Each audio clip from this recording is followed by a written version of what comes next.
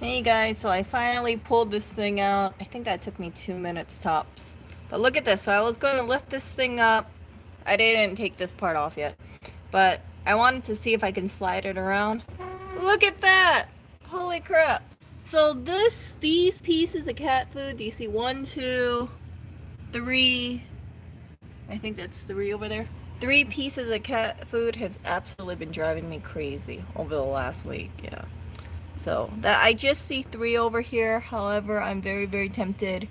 I think I'm just gonna pull everything off the shelf and um, make sure everything is clear. Yeah, now I'm just gonna pull it all because I don't want to find out there's cat food like right behind this thing, and then they knock things over. I really am fed up with this thing. And yeah, when it comes down to it, I should have anticipated maybe they would scratch up the cat food. I didn't think that they were gonna do it because I had the cat food up there for about I think about like a month or two, and nothing happened. But this is what happens when you are, I want to say, behind the curve, where you don't really you assume that they're not gonna get to the cat food, and it's just gonna be a pain in the butt here. Yep, complaining. Yeah, I know some people will probably think, Erica, you're complaining so much about this thing. Well, I'm gonna complain while I work through this thing. I put the dry cat food inside of a cabinet. We have child-proof locks. Yes, child-proof locks, just for the cats. I had it on the kitty wish list early on, and it really came in handy. So whoever sent those child locks for the cabinet, thank you. That way, this cat, Mr. Clinton. Okay. Never mind, he walked away. That way, Mr. Clinton will not be able to go to the dry food and rip it open. Yeah. So yeah, I'm doing laundry, and while I do laundry, I'm gonna pull all this stuff. Erk, erk. Oh, and here's an update for you guys. So my volunteering thing, I signed up Saturday night, and I decided not to sign up again. Oh, I signed up last week Saturday night, and then it dawned on me, oh crap, I probably will not get the volunteering thing because they're only open Monday through Friday. And they didn't give me an update about, if I was confirmed or not. And then the after the after that time elapsed, then what happened was I got this notification saying, how did you like the volunteering for that day? And I'm thinking, you guys didn't even give me the confirmation if I was volunteering or not. Anyway, so today is Saturday. And for next week, Monday, I didn't sign up again. I thought about it. I thought about it heavily. I think it was a great organization. I think it does help people out immensely. But as you know, I am very slow at stocking canned goods. So I'm going to do them a service and not volunteer there anymore. That was my decision. I don't want to become like a punching bag for people who have what's that word? Who people who think that they can just take things out on a volunteer. I When I was volunteering, I did it simply because I wanted to help out the community. It wasn't that I had community service to do.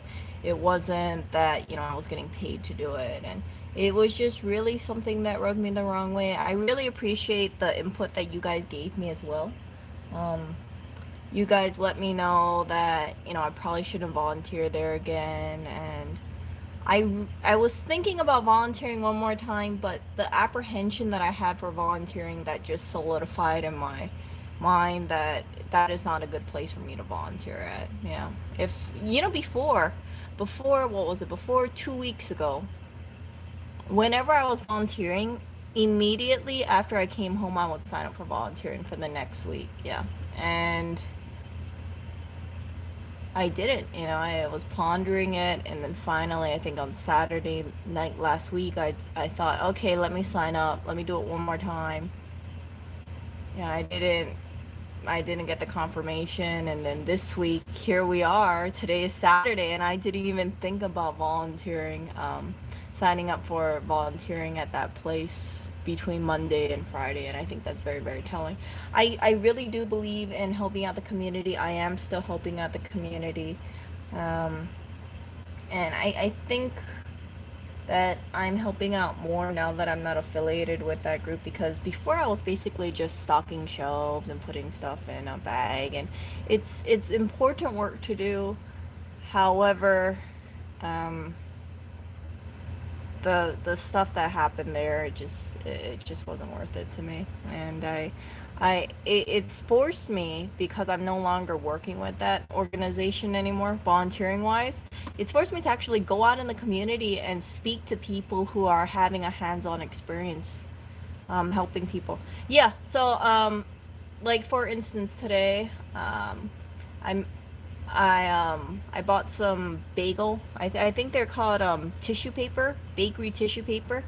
And because we get these bulk bagels in, so we get bagels in a big trash bag that comes from a cafe of sorts, and they just put it inside of like a. It looks like almost like a contractor bag or so.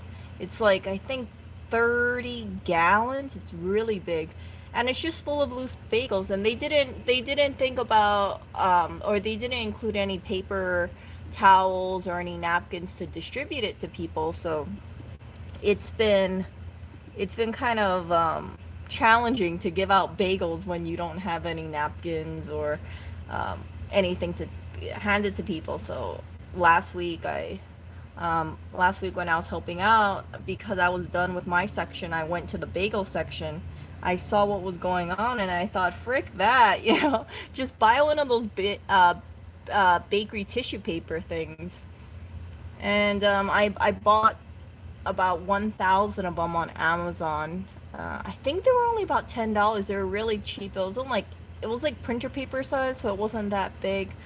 But yeah, I dropped it off to them, and I told them, make sure you bring it every time we have one of these volunteering things, because when the bagels come in, that would be really helpful. And I was really happy to see that the volunteers alongside with me, people were grabbing the bagels using the tissue and then handing it off and putting into these food boxes, and that was really, really a great thing. So it's just like small little details like that really make a difference. Yeah. So I'm really happy about that, and I like having a more hands-on thing with the community. I don't shy from it at all. I think the best thing to do is just try to find people who do this stuff directly, and then if you can, right, see if you can do more than just or do as much as you can. So yeah, it brings me a lot of happiness. I get to see things from kind of like the start to the finish, versus when I was working with that organization before. I was basically, like I said, just stocking shelves and bagging stuff, which is important things to do. But I like seeing, how people organize things. I'm now in a chat of sorts, and it's great, because I would see them say like, hey, we have a bunch of pallets of stuff and we need to transport it. And it was like probably like something like over 500 pounds of carrots, that's for sure. It was crazy. And when I see this kind of stuff, you see the community just come together trying to help out these community fridge. It's amazing. It's amazing, amazing. So yeah, I hope the community fridges lasts for a very, very long time. I really do believe in it. And once again, the community fridges, it's not just for people who are poor, they have low income. It's really for everybody. It's all about reducing food waste, and it's something I'm very, very, I strongly believe in. We have so much waste, especially in New York, and I've shown you guys some footage, what's going on in New York, what you guys saw in the trash bags, what you guys see in the dumpsters. It's really it doesn't, when I see this stuff, it doesn't really make me too happy. Like, some people would say, oh, Erica, you should be super happy that you found this kind of stuff. I think to myself, There's so much stuff that people are not taking, and it's just gonna go straight to the landfill. Yeah. But when I do see certain spots and they are clear and it seems that someone has gone through bags, it makes me happy because I know that people are rescuing things and they are putting them into the community fridge. I have bumped into people who are rescuing things and putting into the community fridge. Really great thing, and um, they're just kind of independent, so they don't affiliate themselves with a group name or group organization. It's just do what you can. If you find food, rescue the food and then drop it off at the community fridge. Ideally, of course, you want to bring prepackaged stuff, things that are sealed, kind of like something like this. You see, like something like this where it's sealed, not like really loose stuff. Some people do. I've seen them, like they do rescue fruit and they do rescue um, lettuce, but that kind of stuff doesn't interest me. Packaged stuff is always the best kind of thing. It's really easy to grab and go, and yeah, yeah. So I don't I and I know that, sometimes when I do this kind of stuff, I think that people are judging me, or people are, wondering like, what the hell is this chick doing? That kind of stuff. But there's something there. I think there's something that I'm kind of, I don't want to say gifted with, but I don't really notice like people's reaction.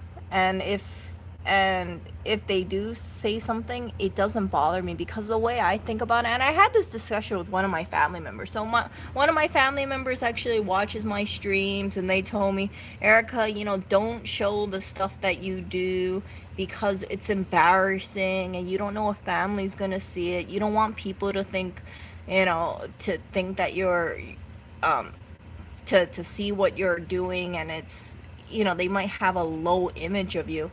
And what I was telling them is, I said, look, I don't care what people think about me, because at the end of the day, I will, that kind of feelings of embarrassment, that just goes away. I know that when I drop things off at a fridge, people who go over there and they take stuff from there, they're so appreciative of it.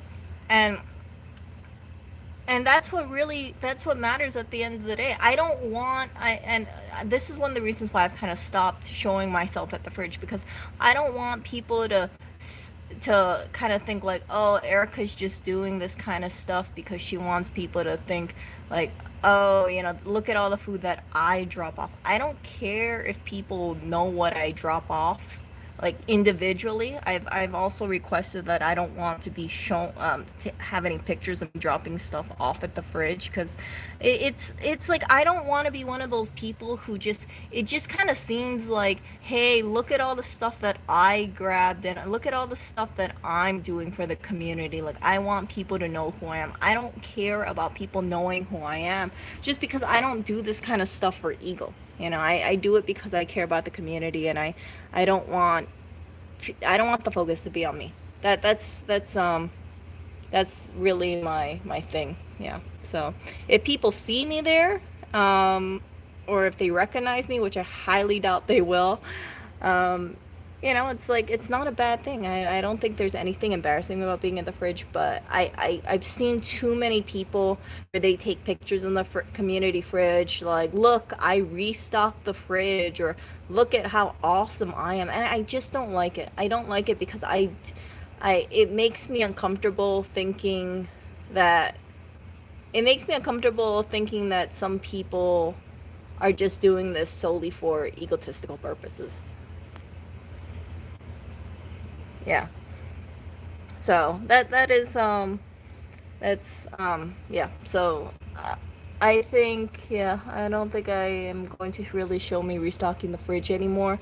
But do know I am still restocking the fridge. Lewis and I went over and restocked the fridge yesterday, so it's not like I'm not doing my thing still.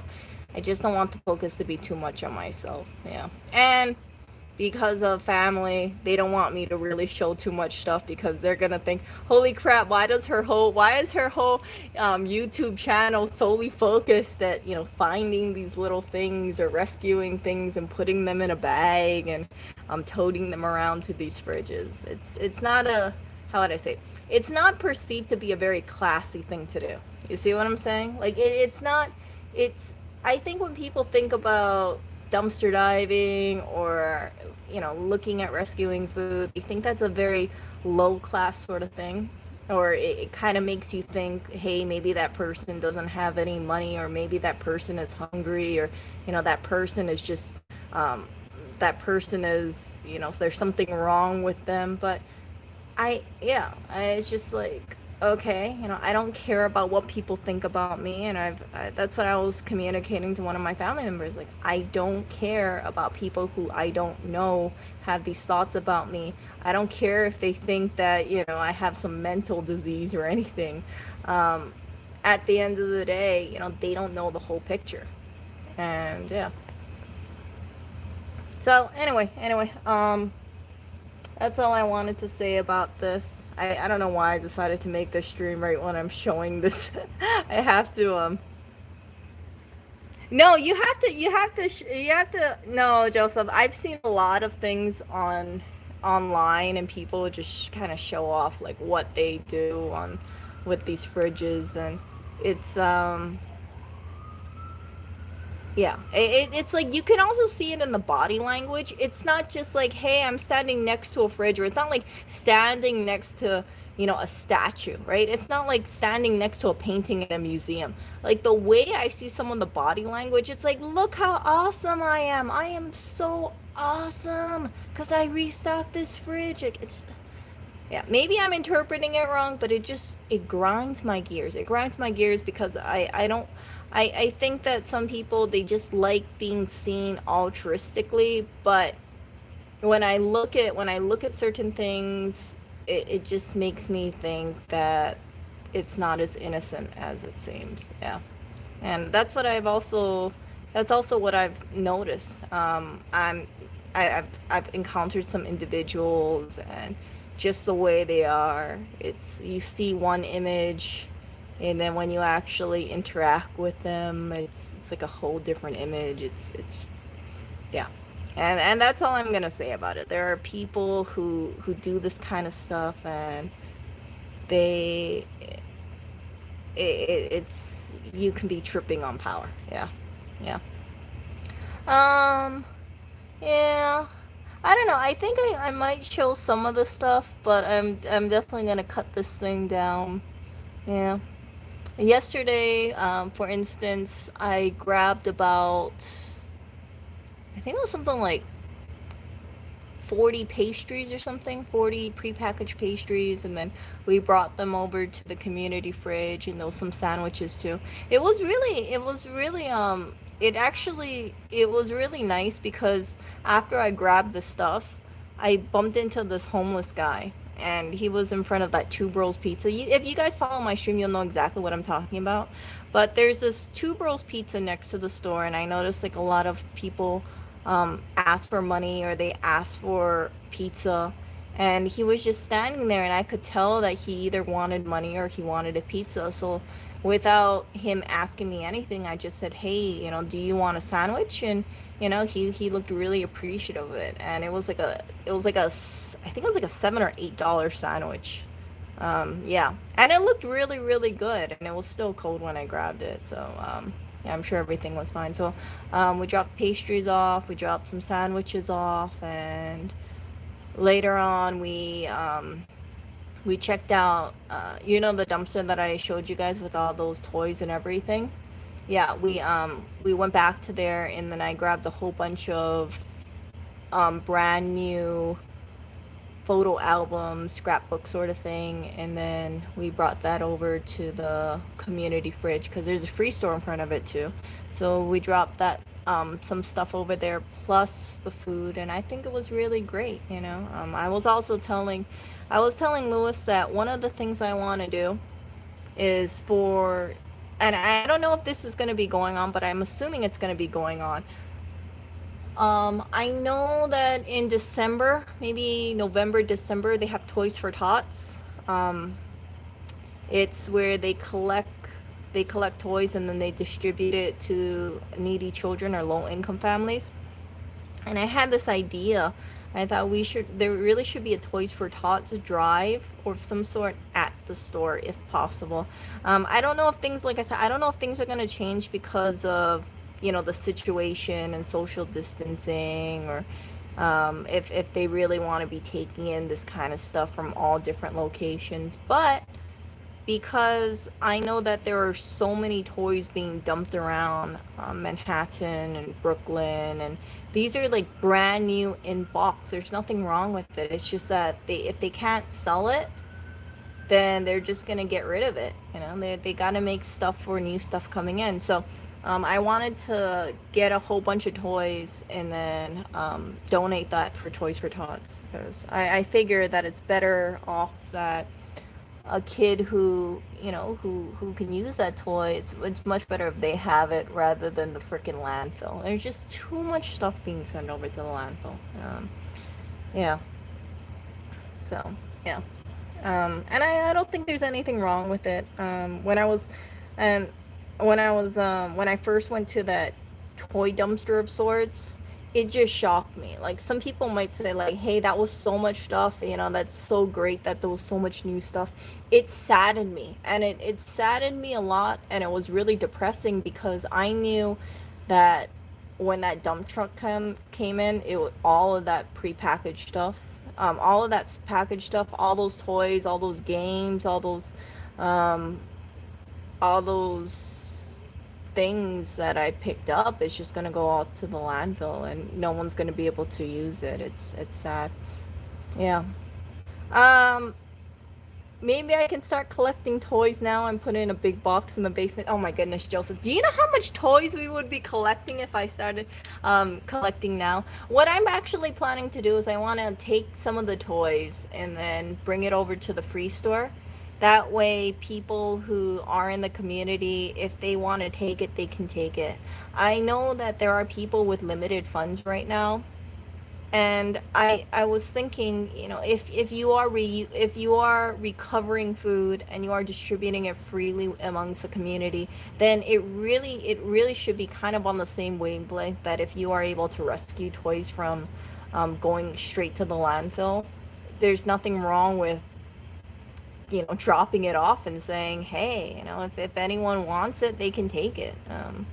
I think also when times are tough, sometimes families, one of the things that they cut is toys. And I think that there also are kids who are negatively affected by what was going on. They can't go to school, they can't see their friends anymore, except maybe online. It depends, it depends how protective the parents are. And yeah, it's important that they that they have kind of like a healthy childhood. Yeah. What about giving away some of my plushies? Well, my plushies are opened right now. My plushies, I could give them away. However, to be honest, I have like an affinity towards a lot of my plushies. I have given some of my plushies away, but most of them, it's like I see them, like I love them so much. Yeah. Who knows? Who knows? But I actually want to give one away. But frick, it got opened. It got opened, so now I'm thinking, because see, if it's sealed, right? It could, people wouldn't be so hesitant to take it. But if it's unsealed, then you got this like these fears about what if it's infected. That's why it kind of agitated me that they are opened up. Yeah. So I try not to keep my plushies open because of that. Because in the event that I want to get them away or if I wanted to resell them, I used to sell a bunch of my plushies in Hawaii. I was selling them at a convention. But yeah, if I wanted to get them away or resell them, like there would be no fears about, hey, was this a used toy, or hey, was it exposed to something? Yeah. But yeah, so that's all the stuff that I'm kind of thinking about. And this, I don't think this push for doing more would have really came about had I not gotten criticized at that other organization. If I didn't get that kind of snappy treatment because I came 10 minutes late and I was stocking cans on a shelf slowly, then I would have not, I would have probably not, gone at the speed that I am now, trying to rescue food, trying to rescue toys and things like that. Yeah. Joseph saw the extra plushies on the shelf. Yeah, I told him, I said, because he opened it, they're going to have to stay there. I said, oh, well, I can't transport them. What if they get dirty, right? You know how big that seal is? That seal is so freaking big. I know it was vacuum sealed before, and then when he opened it up, it turned into this big giant seal. Yeah. So I think I'm just going to keep the seal over there. It's going to be visible there. Yeah. So yeah. I do hope, Jim, though, that people who do see my stream, if possible, if you do own a restaurant or if you do work at a store and you do have food waste, try and see if there's any organizations that are willing to take it. Or maybe a community, because if it's going straight into the landfill, that is such a waste. There are people who could use the food, and I'm not just saying people who are low income. I'm saying people in general, because everybody eats. So it's really really important to do that. And yeah, I am. I just like seeing so much waste around. It's really shocking, and I know not everybody is going to be dumpster diving or looking at stuff. And actually, I don't go into a dumpster. I look into a dumpster, and maybe I will try and grab a few things, but I don't actually physically go inside of a dumpster. Yeah, I don't have to do that. But yeah, it's just so much freaking waste in New York. I think that's one of the reasons why New York is kind of like the freaking capital of the world. And and someone brought this up to me, that a lot of the stuff that is being thrown away, it's prepackaged stuff that would is like they have to get rid of it the same day. So for instance, like rotisserie chickens, those have to get dumped at the end of the day. Um, prepackaged meals when the store closed, that has to get dumped at the end of the day. Yeah, it's just a lot of stuff. And I also think, like, if I'm in the area and I do rescue food, if I do see someone who says, hey, anything helps, like a little bit of kindness helps, hungry, you know, I can use food, then there's nothing wrong with just grabbing them something and then giving it to them directly. Because even though I try to pick this stuff up for the community fridges, if I see someone on the streets and they look like they could use a meal, then I would just give it to them. Yeah. I don't see anything wrong with that. If you're willing to give it to the community, then you should be also willing to give it to a person who's, you're walking right past. And I think that more people need to be very empathetic about others as well. I think especially during this time, I've heard that there are people who are behind on their rents. People lost their job. It's like, yeah, just try and do what you can to help other people out. And I think reducing food waste is really a pretty simple thing to do. Yeah. I also found out that City Harvest, the organization who does collect a lot of this food waste, or food donations, they will not go to any place that does not have at least 100 pounds. So, for instance, donut places, the bags are about 25 pounds, 30 pounds. They will not collect that stuff because it's under the 100-pound thing. So for a regular store, if you have, let's say, 20 meals that you have to get rid of at the end of the day, it's just going to go straight to the dumpster unless you find another organization who's willing to take it. And a lot of these organizations, they're not going to just make the trip for 10 meals. You have to give them like a lot more than that, because there's people there are places like Trader Joe's or Whole Foods, they have volume over there. It's not like little grocery store that has, far less stuff to throw away. Yeah. So that's what I found out, and that kind of makes sense to me about why people just come together and they try to rescue food. And sometimes, like, I actually went to that toy dumpster. I think yesterday we got there around midnight. That freaking dumpster was empty, and it almost completely empty, and it made me so happy. It made me so happy to see it, because I thought, man, there must have been a lot of freaking divers going in and just rescuing this stuff. I know some people, they're going to be reselling it. Some people are going to just, give it freely to their community and others. There are people who, when they do rescue this stuff, like toys or household stuff or clothes, if they live in like a, how would I say it, like a apartment slash house, a townhouse, I think that's what it's called. They'll actually put it outside of their stoop for their community to take. So instead of having a community store, they'll just put it over their fence, and they'll put a box outside that says free stuff, or take what you want. And I think it's really good. I wish that Lewis and I could do that, but, well, we can't. We don't live on the ground level. And then the other thing too is, I don't know how, other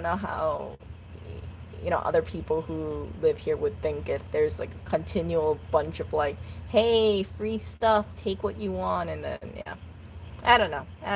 Yeah, I gotta be mindful for that. But I wish that we did live on the ground level, because I would love if we could have our own community fridge and encourage people to drop stuff off of there and have like a little free store. And that way the community helps each other. It's strengthening your community, trying to make sure that you reduce waste. And yeah, it's great. It's really great.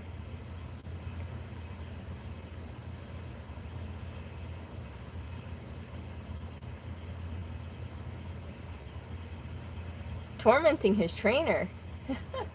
Well, anyway, you guys, I need to get going, but I just wanted to give you a little update about not just this thing, but also about what's been going on in my life. And yeah, I'm excited, because I do think that this is a really, really important thing to do, especially during this time. And yeah, I want to see how much stuff I can bring to the community fridge, or if I find. And it makes me happy that this stuff, it like disappears within a couple hours. Usually I drop the stuff off in the middle of the night, and then I've heard that, within a few hours, like definitely within 8 hours, like the whole fridge is empty.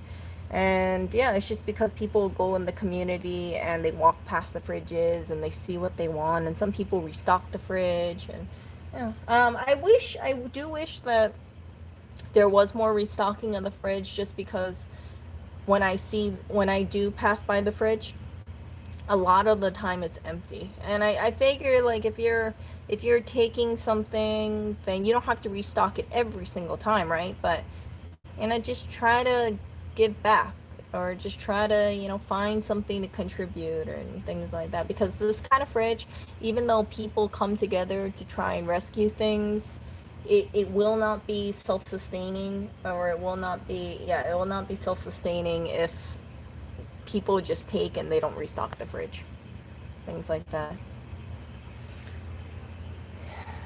Oh, thank you, Joseph. Yeah, I really encourage people, like, if they do want to help out their community, just get directly involved. If for instance, right, if your community if it bothers you when you walk out on the street and you see a lot of trash, just go out there, put some gloves off, grab a trash bag, and just start picking trash off the street.